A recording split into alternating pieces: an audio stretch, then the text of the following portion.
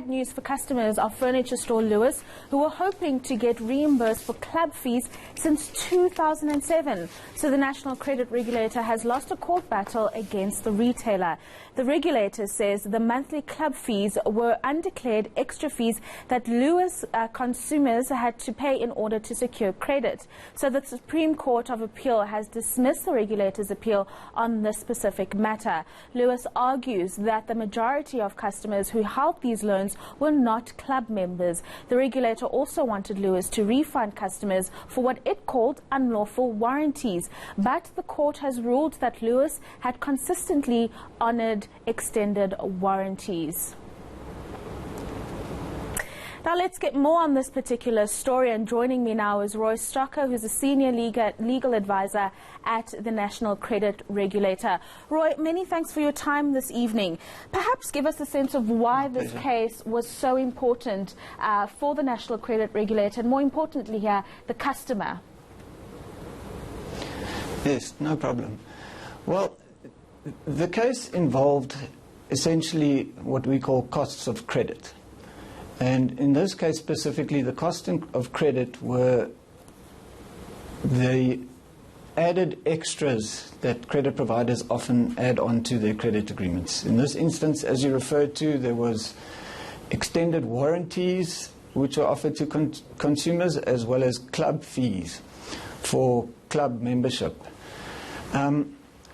The reason why it's of such importance to us is that the National Credit Act tries to regulate the amount of cost of credit that can be charged very strictly. It specifies exactly what can be charged under a credit agreement and exactly how much can be charged.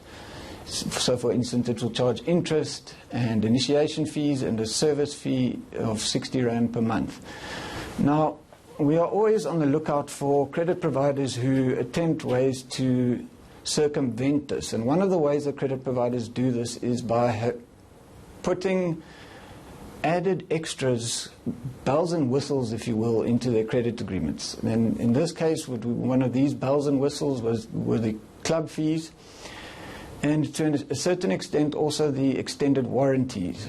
Although the extended warranties, we had a problem with that for a different reason, which I can get into if you want. Unfortunately, we don't have much time to get into those specifics. I do want to know, though, is the National Credit Regulator aware of the fees that were accumulated from these club fees as well as extended warranties? What figure are we talking about here? I don't have the precise figure with me. It's a substantial amount, although you must bear in mind that consumers did receive some benefit from the club fees. Remember, in return for the club fees, they would become members of the Lewis Club and in return receive certain benefits from that. What we had a problem with was the fact that the club fees were offered during the credit extension and credit application process.